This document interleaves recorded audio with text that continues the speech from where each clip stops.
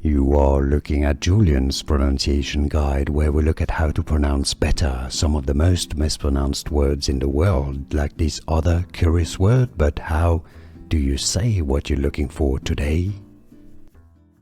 How do you pronounce the name of this YouTuber and tech reviewer? More names of famous YouTubers. Make sure to stay tuned if you want to learn more.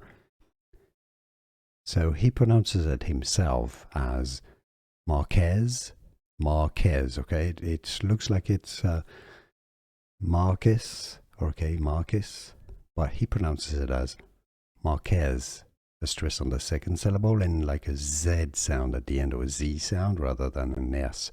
Marques Brownlee, Marques Brownlee. Now you know.